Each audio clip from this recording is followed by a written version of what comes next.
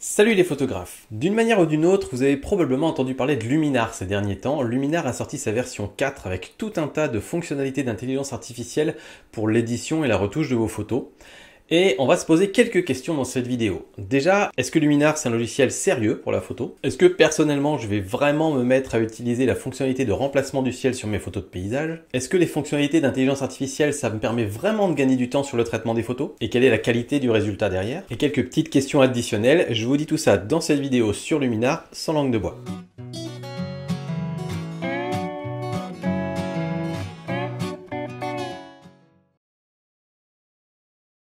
Donc déjà, moi, il faut savoir que j'utilise Lightroom quasiment depuis mes débuts en photographie. C'est un logiciel qui est complet, qui comprend un peu tout, et qui a été, à une époque en tout cas, au top du top, et qui était largement quelques bonnes longueurs d'avance sur ses concurrents. Pour mon usage aujourd'hui, je dois dire que je suis globalement pas mécontent de payer mes 12 € par mois, même si c'est pas le modèle dans lequel je m'étais engagé au départ. Mais premièrement, c'est pas le cas de tout le monde. Il y a des personnes pour qui 12 € par mois, c'est un investissement très important, et c'est pas ce qu'ils sont prêts à mettre dans leur photographie, ou tout simplement pour des questions de valeur personnelle, des personnes ne souhaitent pas multiplier les abonnements, et je peux tout à fait le comprendre aussi. Et deuxièmement, au fil du temps, je me suis rendu compte que Lightroom, Photoshop, tout ça, c'est très bien quand on veut passer du temps sur ses photos, mais quand on veut essayer d'accélérer le processus, faire en sorte de pouvoir traiter beaucoup de photos ou aller plus rapidement, c'est loin d'être les meilleurs outils disponibles sur le marché. Et le truc, c'est que je m'étais jamais posé les questions en ces termes, en fait. Je suis tellement confortable dans le logiciel que j'ai l'habitude d'utiliser, que je ne me suis jamais projeté à l'idée de changer de logiciel. Et là, comme j'en ai testé pas mal ces derniers temps, je commence un petit peu à me dire que ça pourrait devenir une option. Par exemple, j'ai encore 14 000 photos en attente dans mes dossiers.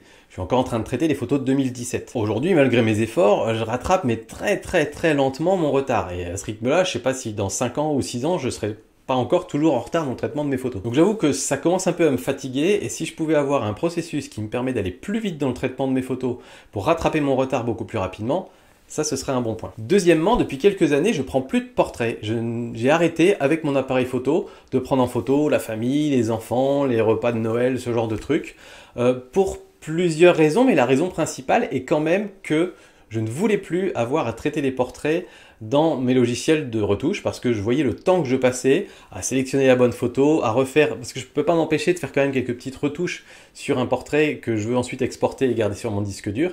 Et ces retouches-là, je déteste les faire, ça me prend un temps fou, ça me passionne pas, et donc pour toutes ces raisons-là, j'ai fini par arrêter de prendre des portraits. Donc je me dis que si j'avais un processus qui serait assez efficace pour les photos de portrait, peut-être que j'allais m'y remettre. Pour mieux comprendre de quoi on parle, je vous fais faire un tout petit tour rapide de l'interface de Luminar pour que vous voyez un petit peu à quoi ressemble le logiciel. Dès le moment où on démarre Luminar, on arrive dans la bibliothèque, où vous pouvez voir l'ensemble de vos photos, qui sont bien organisées selon les différents formats d'ailleurs, et vous pouvez vous balader dans les différents dossiers, éventuellement, que vous avez créés. Donc ça permet de retrouver exactement les photos que vous voulez. Ça nécessite d'avoir une bonne organisation par dossier, mais vous pouvez aussi organiser par album. J'ai par exemple fait un album avec des portraits, des animaux, les montagnes, etc. Donc c'est assez simple. Et ici, par exemple, on peut filtrer comme dans n'importe quel logiciel, 2 étoiles ou plus, 3 étoiles, rouge, vert, bleu, rejeté, non rejeté, enfin voilà, on peut faire le type de classement habituel comme on a dans n'importe quel logiciel, enfin en tout cas dans les logiciels complets de traitement de photos. On a les fonctions basiques, on n'a pas les fonctions les plus avancées. Par exemple, les mots-clés ne semblent pas être présents, mais si vous organisez bien vos fichiers, normalement ça devrait être suffisant. Et puis ensuite, on peut aller dans la partie édition, où vous allez voir un petit peu comment ça marche très rapidement. Si on prend par exemple cette photo-là, on a les différents onglets pour retoucher nos photos. Il faut attendre que ça charge parfois, voilà. Donc on a ici les onglets essentiels, les outils de base, la lumière, l'amélioration, la structure, la couleur, etc. Je ne vais pas vous faire le tour de toutes les fonctionnalités, c'est très standard et c'est très complet. Vous avez vraiment tout ce qu'il faut. Amélioration de paysage se trouve ici aussi, le débruitage, le vignetage. Ensuite, vous avez la partie créatif, où là vous avez justement toutes les fonctions un petit peu plus fofolles de Luminar, avec le remplacement de ciel, le ciel augmenté, rajouter des rayons de soleil, faire des trucs, des ambiances un peu mystiques, etc. C'est-à-dire que dans la première, on va vraiment bien contrôler ce qu'on fait. On sait quand on bouge un curseur ce qu'on est en train de changer, on sait qu'on change les hautes lumières, on sait qu'on change les ombres, etc. Dans le deuxième, on va beaucoup plus être sur des ambiances, ça ressemble presque plus à des presets, quoi. Je rajoute une quantité de mystique, je ne sais pas à quoi ça correspond une quantité de mystique en réalité, c'est une quantité de filtres mystiques.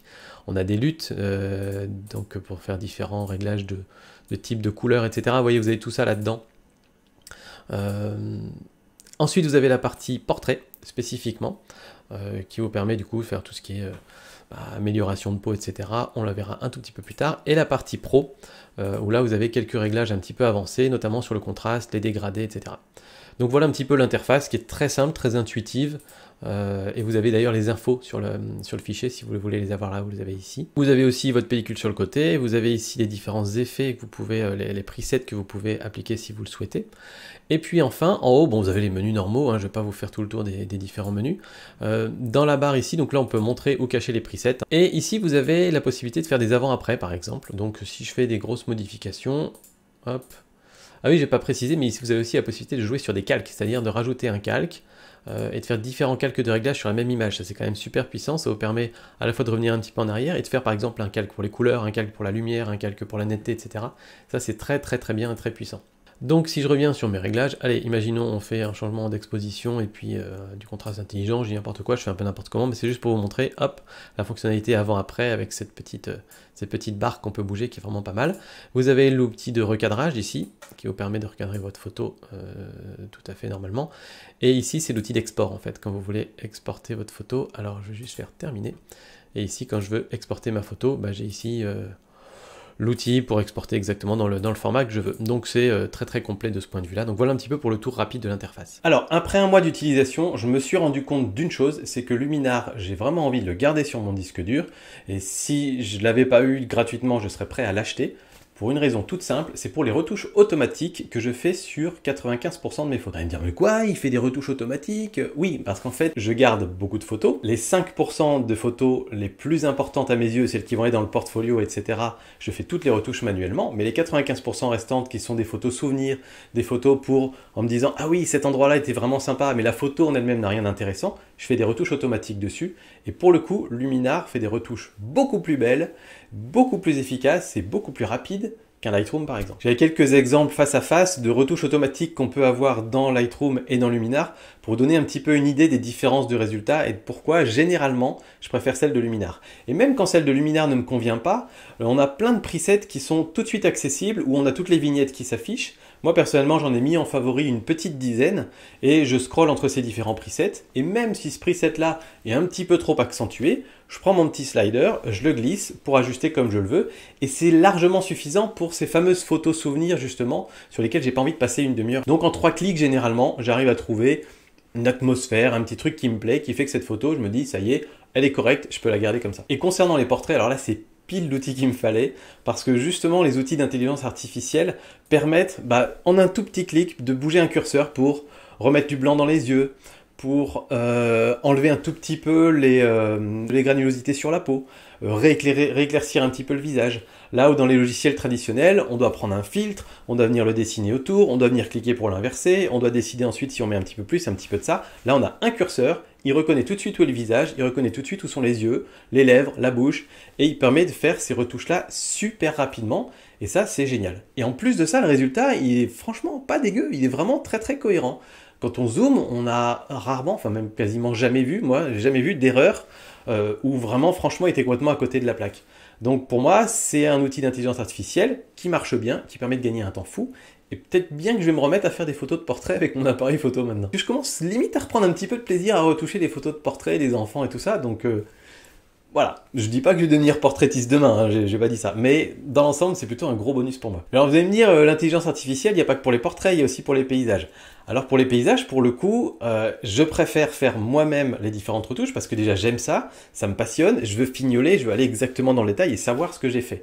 Donc je pense qu'en fait, ça dépend du type de photo que vous faites, mais je pense que ma démarche est probablement l'inverse de celle d'un photographe de portrait. Et si vous êtes portraitiste, vous avez probablement aussi des photos de voyage, de paysages et tout ça.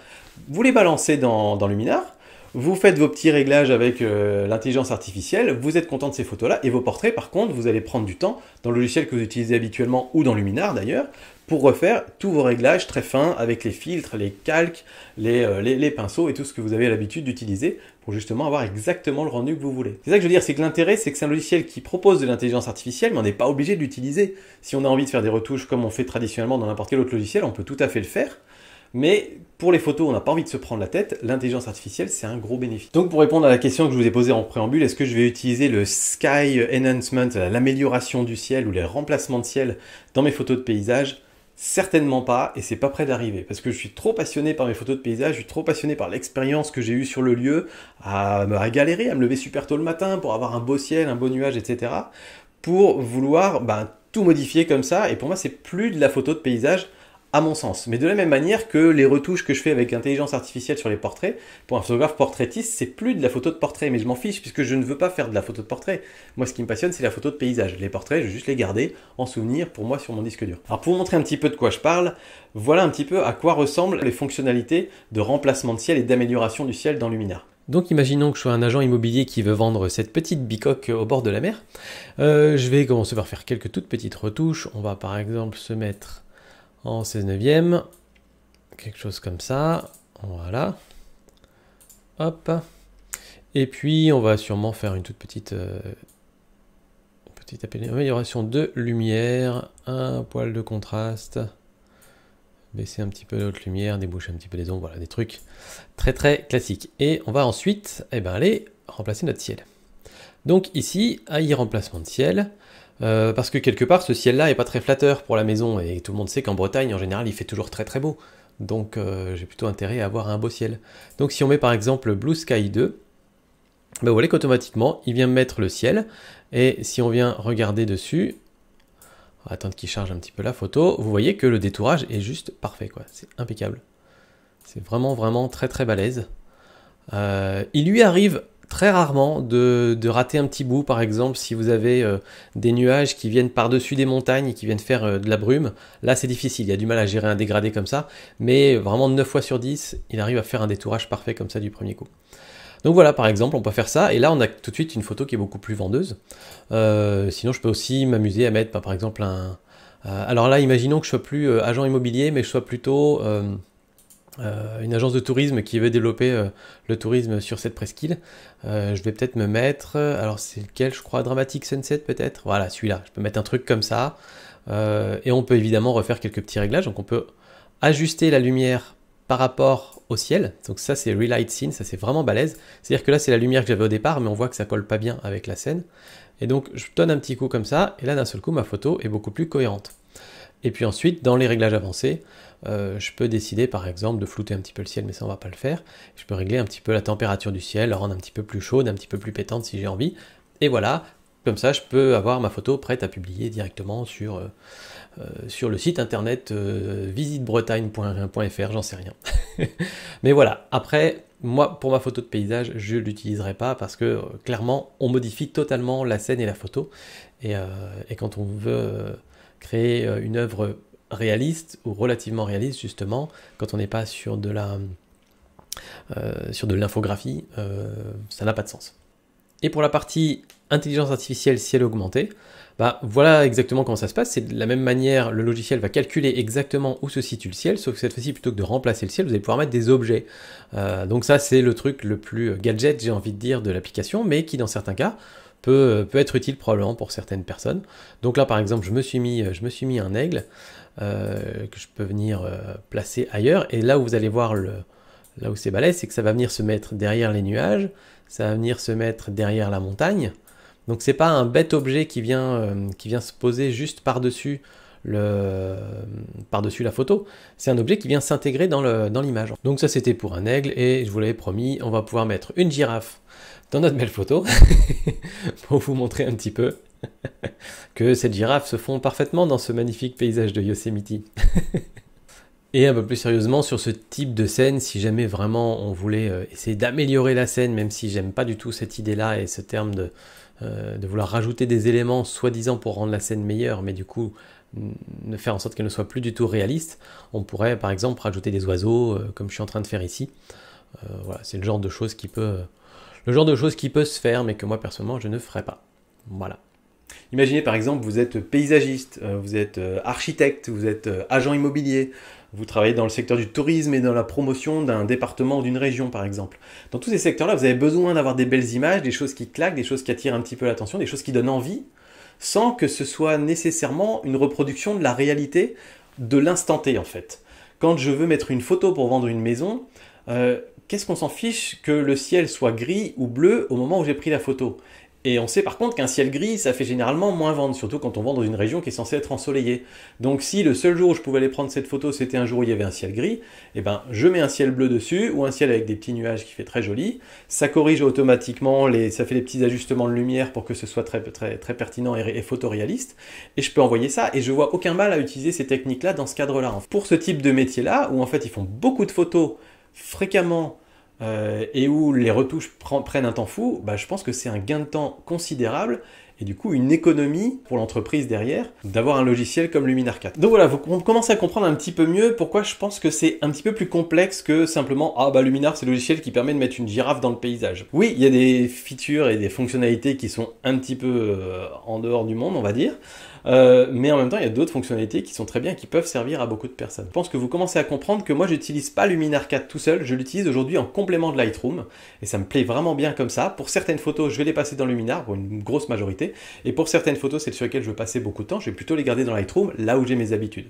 La question qu'on peut se poser, c'est si vous n'avez pas accès à plusieurs logiciels, vous ne pouvez pas vous permettre financièrement d'avoir plusieurs logiciels, est-ce que Luminar peut se suffire à lui-même en tant que logiciel de retouche photo traditionnel? Et c'est ce qu'on va regarder maintenant. Donc là, j'ai toutes mes photos. Imaginons que je vais retoucher une photo de montagne. Je vais aller cliquer dans mon album de montagne, puisque c'est l'album que j'ai créé tout à l'heure. Et je vais trouver la photo à laquelle j'ai mis 3 étoiles. Hop, c'est celle-là. Donc je vais cliquer dessus, je vais aller dans édition et je vais pouvoir maintenant retoucher ma photo. Donc on va prendre les éléments un par un pour vous montrer un petit peu une retouche classique, basique dans Luminar 4. Donc je peux déjà commencer par régler un petit peu la température, je vais réchauffer un petit peu cette scène. Voilà, la teinte va bien, l'exposition on peut l'augmenter un petit peu. J'essaie d'exposer pour la scène dans l'ensemble, baisser un petit peu les hautes lumières pour récupérer des détails sur ma paroi ici sur la gauche. Déboucher un petit peu les ombres aussi, voilà, un petit peu comme ça. Et si je vais dans mes réglages avancés, bah, j'ai aussi mes blancs. Alors j'ai pas trop besoin d'y toucher, notamment parce que pour l'instant ici on est assez, on est pas très loin d'être cramé, donc pour l'instant je vais les laisser comme ça. Les noirs par contre, je peux les rendre un petit peu plus denses pour recréer un peu de contraste dans ma photo. On a aussi évidemment la courbe ici qu'on peut retoucher. Donc ça c'est la partie lumière. Je peux partir sur la partie couleur. Logiquement, alors on a la saturation, la vibrance, hein, c'est du super classique. Je regarde un peu ce que font les deux. Je vais plutôt mettre plus de saturation que de vibrance. Et dans les réglages avancés, je vais me dire que les bleus sont trop saturés dans le ciel, donc je vais baisser un petit peu la saturation pour retrouver un truc un peu plus naturel. Voilà, je peux même les rééclaircir un petit peu.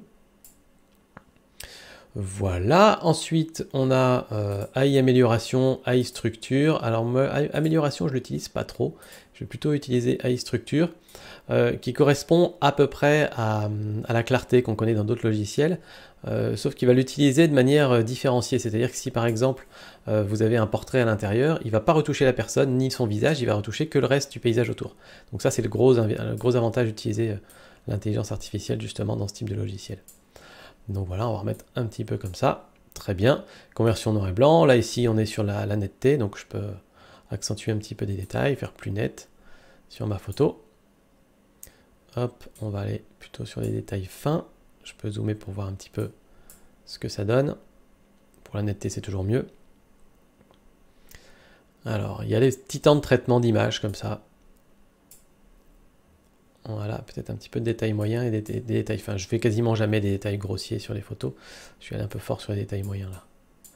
Comme j'ai déjà rajouté de la structure, faut pas y aller trop fort sur la netteté. Il n'y en a pas trop besoin d'ailleurs sur cette photo là.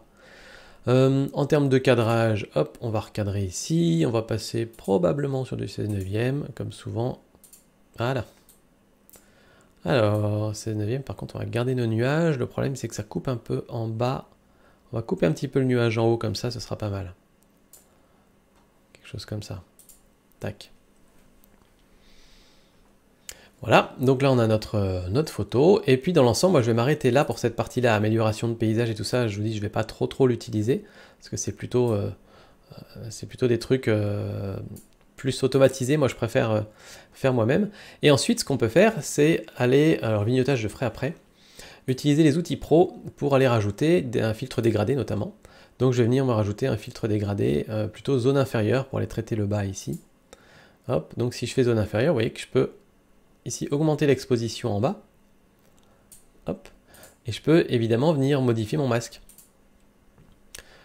Donc avec mon masque dégradé ici, je peux venir le tracer moi-même. Mais ce que j'aime bien, c'est que de base, on peut en avoir un sur la moitié basse ou sur la moitié haute. Et là, hop, je viens définir exactement où je veux mon masque, qui sera du coup dans le coin inférieur droit. Augmenter un petit peu l'exposition. Et puis voilà, peut-être renforcer un tout petit peu la chaleur. Et on a à peu près le genre de filtre que je voulais appliquer sur cette photo. Donc voilà, dégradé réglable, contraste avancé. Donc on a plein de petites possibilités ici, amélioration des couleurs aussi, pour rajouter du contraste de couleurs et tout ça, séparer les tons chauds et froids, ça c'est assez intéressant aussi. Donc c'est ce qui nous permet de faire un petit peu de virage partiel, ce genre de choses. Voilà, les filtres, etc. Donc on a toutes ces possibilités-là dans la partie pro. Et la partie créative, je ne vais pas y aller, mais je voulais juste vous montrer un petit peu les outils de base, ce que ça permet de faire. Et donc vous avez systématiquement la possibilité de modifier les masques quand je veux faire quelque chose. Alors on va mettre un peu de vignettage sur la photo. Voilà, c'est assez subtil, donc c'est bien. Donc voilà un petit peu comment se passe une retouche traditionnelle, standard, avec tous les outils qui sont à notre disposition. C'est très complet. Il n'y a pas tout, il n'y a pas la possibilité par exemple d'assembler des HDR ou d'assembler des panoramas, mais pour 99% des usages de retouche photo, il y a largement tout ce qu'il faut et surtout c'est très intuitif comme vous avez pu le voir. Et on a même d'ailleurs la possibilité de jouer sur plusieurs calques et de rajouter différents calques de réglage pour pouvoir avoir des réglages sur des calques différents et voir avec, sans, etc. Ça évite d'avoir à dupliquer, à faire des copies et ça permet de tester justement plusieurs types de traitements en même temps, c'est plutôt pratique. Donc voilà un petit peu comment ça se passe le développement de photos sérieusement dans Luminar. Voilà pour mon petit tour de Luminar, j'espère que ça vous aura apporté des nouvelles informations qui vous permettent de vous faire une meilleure opinion du logiciel. Vous pouvez toujours télécharger une démo pour l'installer chez vous et pouvoir le tester pendant, je crois, 30 jours. Donc je vous mets le lien dans la description. Et si jamais vous souhaitez l'acheter, Luminar m'a donné un petit code promo MPR10 qui vous permet d'avoir 10 € de remise au moment où vous voulez l'acheter. Je tenais à finir sur le fait que quand Luminar m'a proposé de sponsoriser du coup une vidéo sur leur propre logiciel, j'avoue qu'au début j'étais un tout petit peu sceptique. Non pas que je n'apprécie pas le logiciel, parce que je vois très bien en quoi il s'intègre dans mon workflow et qu'est-ce qu'il peut m'apporter, mais surtout par rapport à l'image que Luminar peut avoir vis-à-vis des photographes, on va dire, passionnés. Il y a beaucoup de photographes ou de gens qui font des photos comme ça simplement, qui se prennent même pas la tête et qui disent « Ouais, Luminar c'est génial, il y a des tirettes toutes simples, ça marche tout seul, c'est super. » Mais pour nous autres qui avons pris l'habitude de passer beaucoup de temps à développer nos photos, à tout fignoler, etc., quand on voit un logiciel un peu comme Luminar qui arrive un peu avec ses gros sabots, en mode on va tout faire automatiquement, vous n'avez plus besoin de réfléchir à rien du tout, on a tendance à être un petit peu critique vis-à-vis de ces logiciels-là, et pour certains aspects, on n'a pas forcément tort, parce que ça peut amener aussi à des dérives. Mais je voulais pas m'arrêter là-dessus et me dire, oui, peut-être qu'il y a beaucoup de photographes qui ont un a priori un peu négatif de Luminar, donc je vais pas faire de vidéo sponsor là-dessus. Je me suis dit, non, au contraire, il y a pas mal de choses intéressantes à dire, et je voulais justement le voir avec le point de vue d'un photographe, justement.